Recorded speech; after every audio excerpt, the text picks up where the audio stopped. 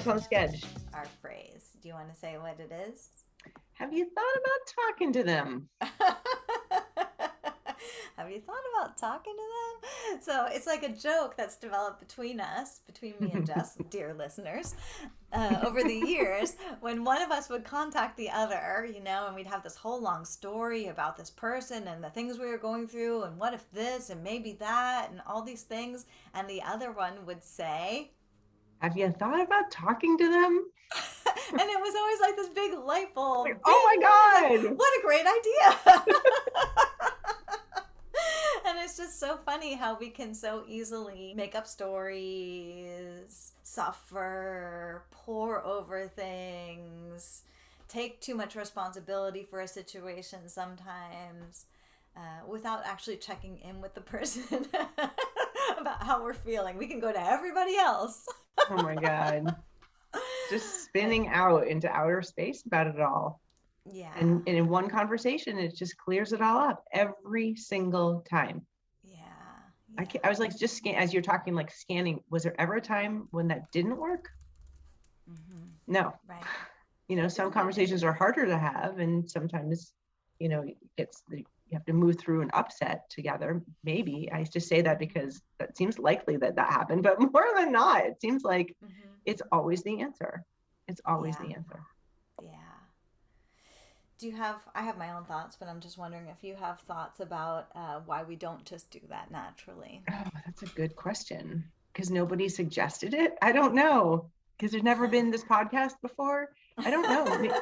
Maybe we secretly like to be in our stories. We get to play the victim. We get to be self-righteous. We get to be right. I mean, there's all this like juicy stuff around story.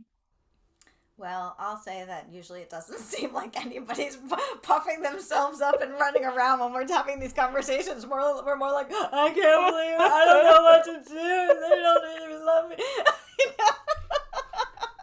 So I don't think we're parading around like birds, proud of our righteous stance.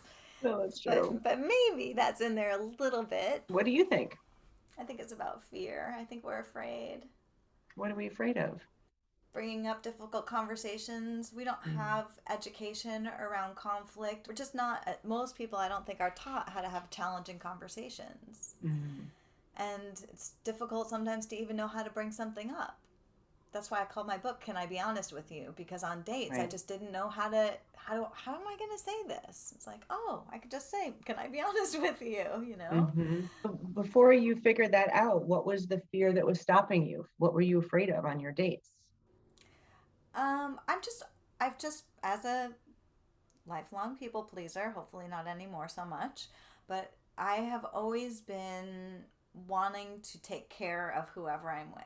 I've just felt like I needed to play by their rules, be on their side, not do anything that would be challenging or disruptive or hurtful to them.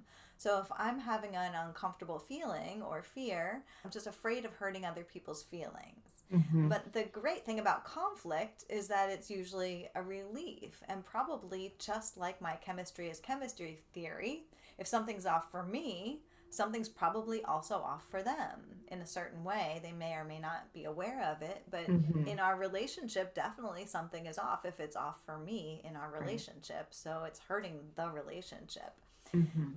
And so it's a gift to bring our disturbances forward, whatever's bothering us. It's a gift to the other person.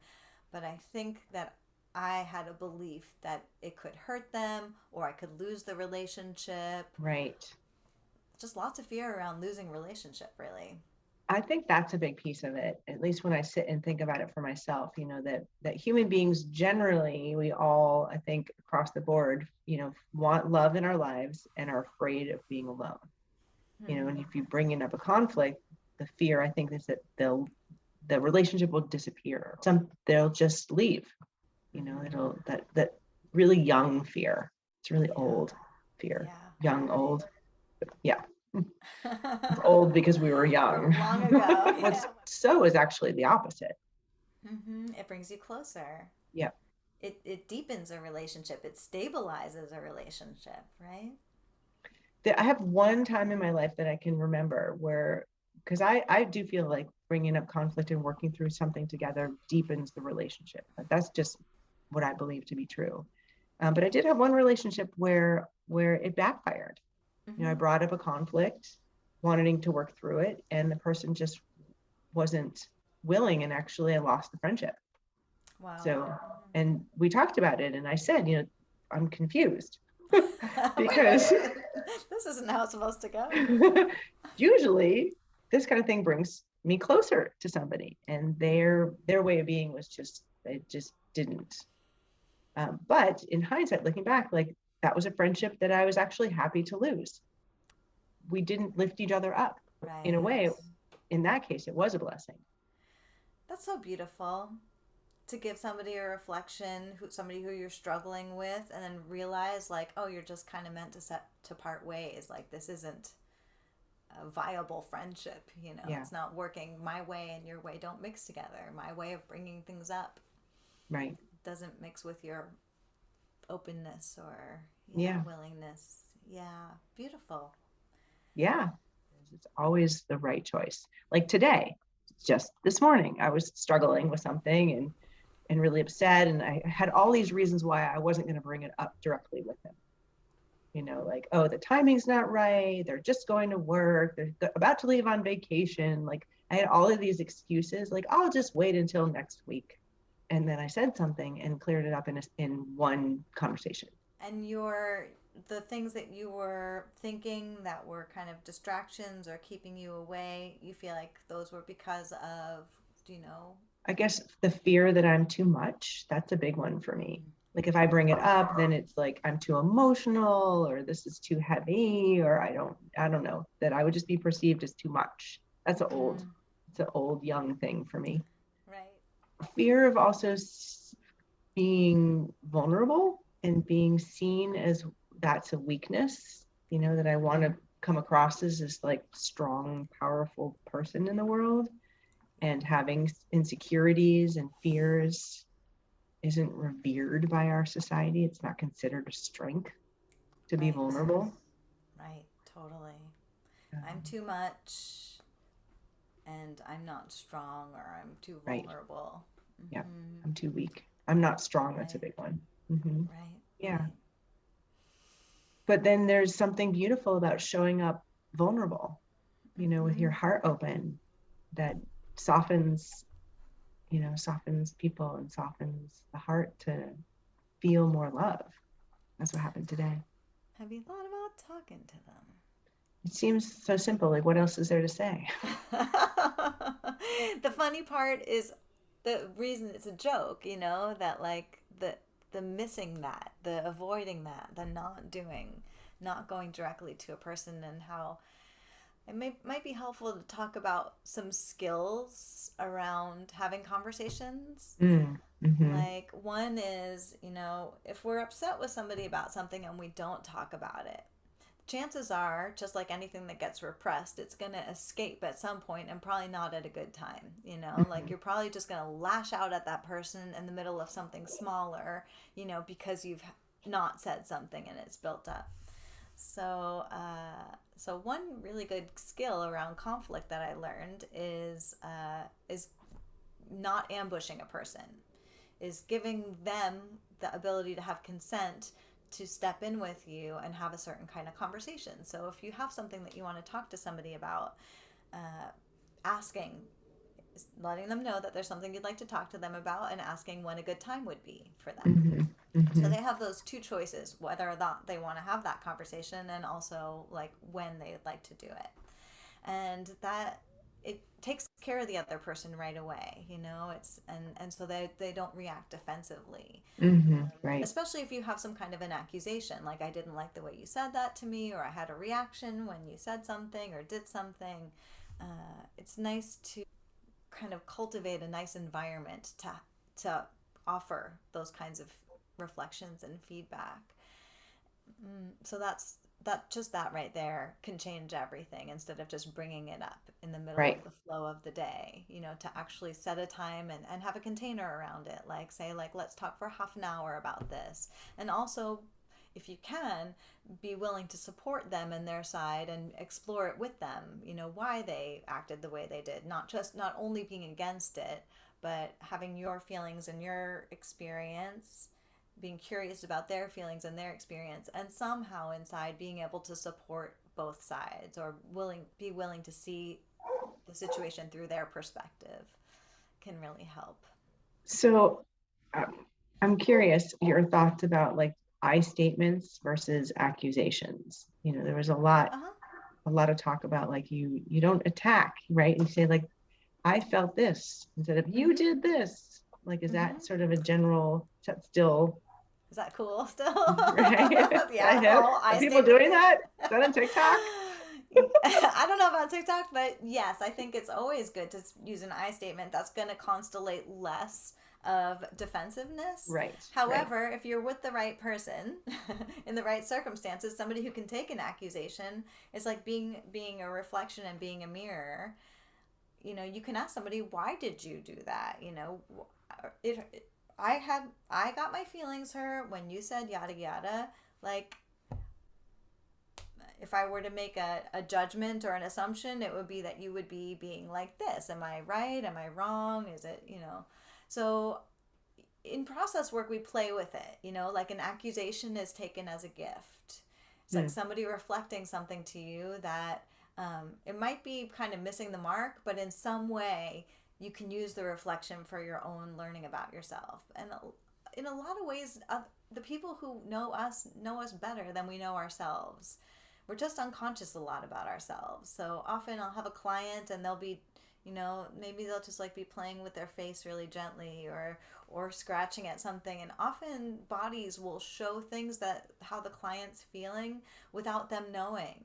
And when I look at them, I think, oh, they know their hands on their heart. Like, they know. But then as soon as I say it, they're like, oh, wow.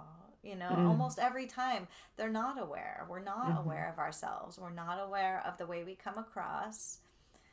Like, I was going to bring that up earlier. I have this perception of myself since I was little that I was totally quiet and shy and internal, and nobody knew anything about me. And then my aunt said that she thought I was like a precocious little something child, And I'm like, precocious? Like, nobody ever saw that. Like, maybe I felt that inside, but I didn't realize that I was showing that to the world. Hmm. So, anyway, other people's reflections are gifts, and that's how I see it. But you have to have a certain type of strength in order to take an accusation as a gift. Right, right. Because once defensiveness happens, there's no communication, right? Once the Mm-hmm. wall goes up, then it Mm-hmm. either takes a while for the wall to come down or you just need to walk away.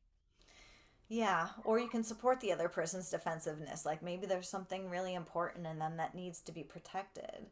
Mm. So, but yeah, if you're attack and defend and you're engaged in that like conflict level, then yeah, things can get stuck there for a really long time. Hmm.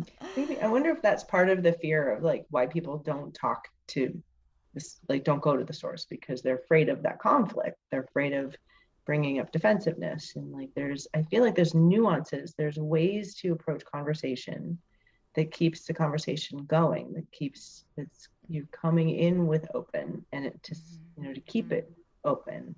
Mm-hmm. Because I'm sure all of us have had experiences where you go into a conversation and feel attacked And once that and not happens productive. once, then every other conversation is like, is that going to happen again? So we have Right, our defenses up, and right, especially if anything looks or smells like that conversation when we got hurt. right, Yeah, right. so having some skills around conflict is really great, and I Mm-hmm. wish that it was just more taught in schools. The Mm-hmm. kids on the playground, they need it right away. I mean, we need it since we were toddlers, since we could talk and have Yeah, toys and hit each other with them. But it's true. one other thing about getting an accusation that's helpful is that we can think of ourselves as a pizza pie with like lots and lots and lots of slices. And when somebody accuses us, this is the thing that happens, is that usually when somebody accuses us, we feel like they're accusing our soul, or they're accusing the whole of us, they're accusing our essence, they're Mm. accusing our identity. But if you can think of it as like, oh, they're highlighting this one slice of my pizza pie that I'm not as aware of, they have a little more awareness than me. they say in process work, if you can pick up even 1% of an accusation, you know, like let's say you say to me, like, Amy, you're talking all the time. You know, I don't get any air here. I'm just making this up. Then I could be like, well, God, let's go back and look at the video and let's count out how many seconds each of us talked or whatever. But I could be like, oh, okay, wait, this is maybe a gift for me. Oh, wow, maybe I am talking too much. I didn't realize that. I want to be defensive and say like, no, I didn't. You know, I want to defend it and instantly like push away this feedback that you're giving me. Not that you gave me that, but maybe I'm giving it to myself. But in any case, thinking of it as just like one little thing, one little slice of me, and that if I can just pick up 1% of it, like, I'm going to consider that. Thank you. You know, like maybe it would be better for me. And I'm exhausted from all this talking. Like, I would feel a lot better if I just be quiet a little bit and listen more. And so it can be a great gift. But when we feel like we're being attacked, yeah, we have a tendency to just defend and push off, because I feel like we feel like we're suddenly staked against the wall, you Mm-hmm. know, instead of the gift. The vast majority of the time, it's the way to go. It's the way to go. Yeah, yeah. And I'm no expert at this, you know. Like I said, I have like a long history since I was old and young or whatever, Right. an And the old fact that we have history. to keep reminding ourselves, like we remind each Yeah, other, even, today. exactly. Yeah, exactly. Yeah. And that's why it's the joke, you know. Yeah, yeah. One thing that I've been really meditating on over the last few weeks is this limbic system thing, and how we are wired for threat. I learned this from a very smart friend of mine who taught me that, like, biologically, that's how we're built. You know, Right. we have like 80, our first responder is our limbic system. I think it's the amygdala. And, and 80% of the sensors in the amygdala are sensing for threat, and only 20 for like safety or love or whatever. But the first thing that we're looking for is, am I safe? He Mm-hmm. said, you walk into a room and right away you're reading the room to see who's there and are you safe? Every Right. time you walk into a room, am I safe? Which Yeah. is important. That's Yes. good. It's good, Yeah. right? Yeah. And, it's the brain of somebody who is being chased by tigers. Right. It's the brain of, of living in the wild. And, he said it's going to be a few million or billion, I can't remember how many years before our brain catches up with society, and our brain kind of creates society. Our fears, Mm-hmm. build a warlike world in a Mm-hmm. way. So I think that we need lots and lots and lots of tools for community building and creating trust and creating safety, because what a beautiful thing it is just for a human being to feel comfortable. You Mm-hmm. know? Yeah. What's coming up for you right now around this? Just for myself, like realizing that even though I have like a very blessed life, like a very easy life, a very cushy, safe life, I too am most of the time like in that kind of fear based threat posture. Mm-hmm.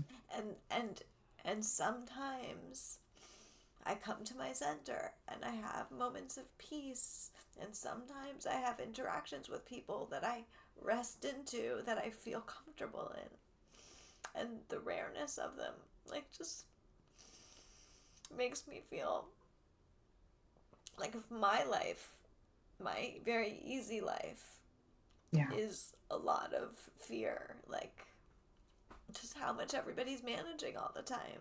Yeah. And the sadness comes from the fact that I know it could be different. You know, Yeah. we we don't have to live in fear. We don't have to be afraid of each other. We're just missing tools. We're just missing skills, mostly communication skills, being able to listen to each other, right? Mm-hmm. Mm-hmm. Jess knows this about me, but I've just been really focusing on listening recently, and I realized that out of fear, I have not listened to people. Not in the way that I want to, not as deeply. How does fear keep you from listening? Well, it's kind of like it's a way that I protect myself from taking people in. You know, Mm. like to Mhm. not listen means that I don't have to be so responsible for them if I were to really take them in. This is the thought process. It's not true, but I was kind of operating from this place of like, I give people a lot of my time and I'm willing to give them that. And it was kind of this like loosey goosey boundary around time. Um, but I was protected on the inside.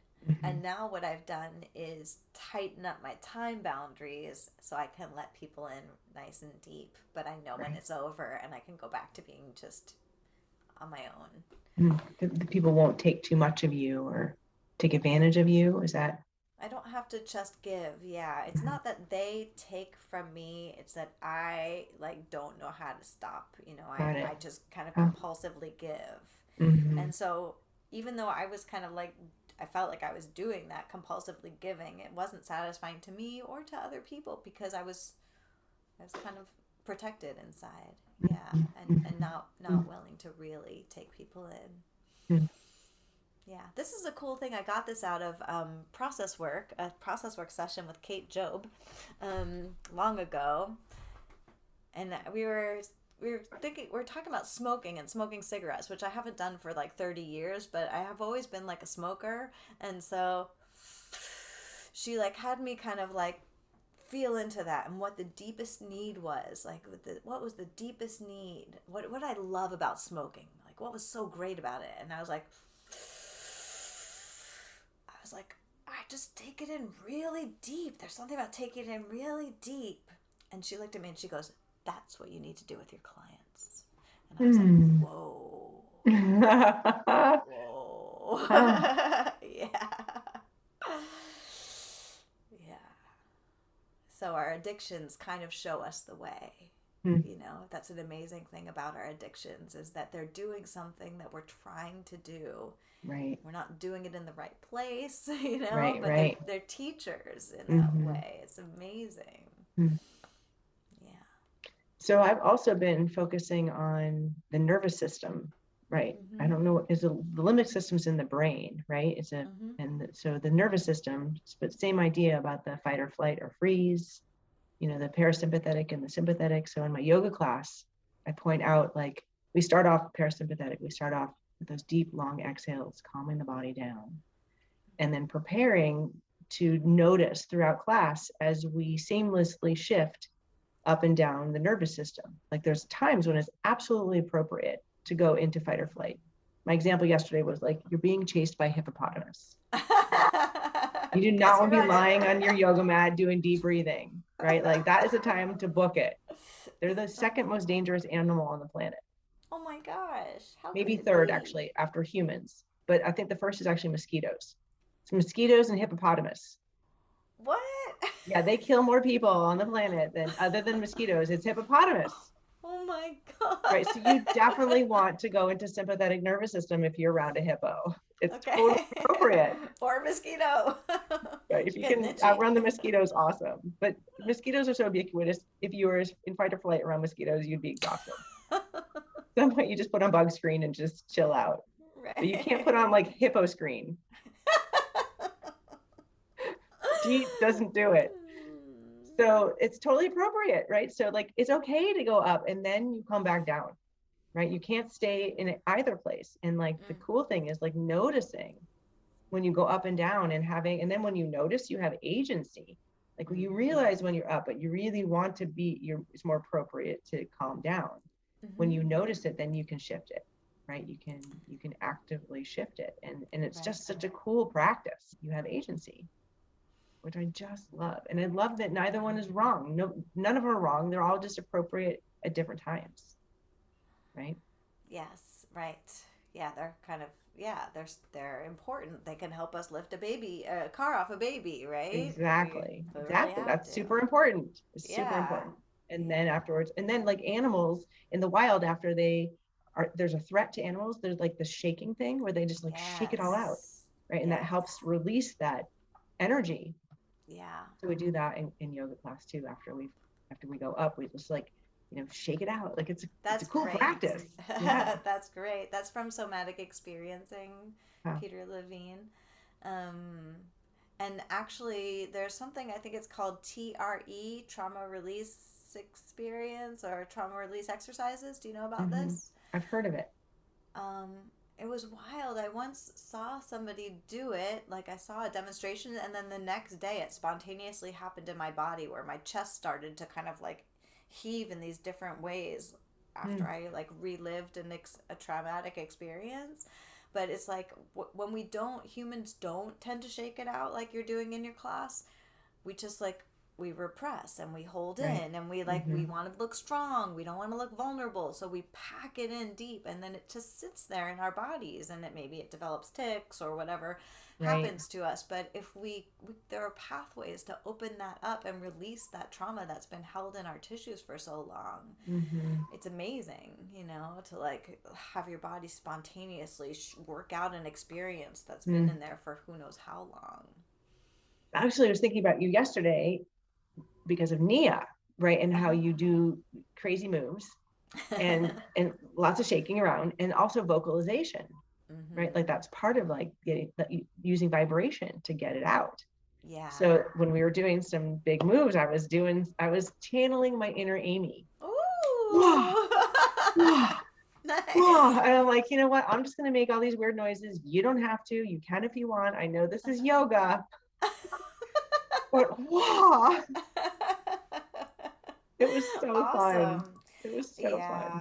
I think that adding vocalization, because that's a place that we really tend to stop ourselves, is with our speech. So adding vocalization to movement, especially powerful movement, and especially Hmm. for women, can be very releasing. It can be Totally. really freeing. Yeah. Yeah. So Yeah. I channeled you yesterday. Good stuff. That's so Yeah. sweet, Jess. Since you mentioned this parasympathetic yoga breath, do you want to teach it to us? Do you want to teach the world? Give us a tool here for. Sure. How I use this in every day, it's super simple. And you can, as soon as you know this, it's a tool, keep it in your front pocket. Mm-hmm. For falling asleep, or if you wake up in the middle of the night and you can't fall back asleep, is fabulous. And even like one thing I suggest is when you drive someplace, like stop your car, turn the car off, and just take 3 of these breaths before you get out of your car. Like be here in each moment instead of just like we do this all the time. We park our car and we jump right out. We move on, but like we're just not present because we drove there. We drive 50 miles an hour. Our bodies are not meant to travel 50 miles an hour. It takes a while. It's like this mini jet lag, right? Like to just Mm. stop and take 3 breaths and get everybody caught up together. So yeah, if you wanted to close your eyes or just sort of soften your gaze. And the breath is really simple. It's inhale, filling your chest and belly, and then exhale all the way to the bottom a little bit longer. So extending the exhale a little bit longer than the inhale and breathing in and out your nose. Right? Inhale, you can count too. Sometimes it's helpful. Like inhale to the count of 4, and then exhale to 6 or maybe even 8.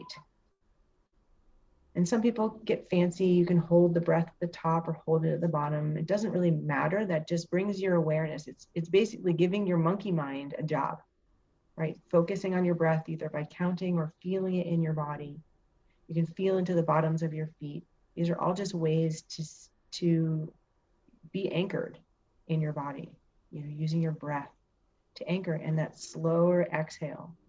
I mean, even just in 3 breaths, it can Mm-hmm. just change, just brings everything down. Just 3 breaths, So good. I feel great after doing that. right? Should do it So, before we do our podcast. yeah, it's just the breath. That's it. That's It's great. just, these are just different ways of being present and slowing it down. So, yesterday it Mm-hmm. was let that hippo go. Let my hippo go. Exactly. Just the Um, hippopotamus has left the building. Time to bring it back down. You can never stop your thoughts. It's just not going to happen. You could slow them down, but like that's the mind's job, is to think thoughts. Like it's the heart's job to pump, right? Like we don't berate the heart for pumping.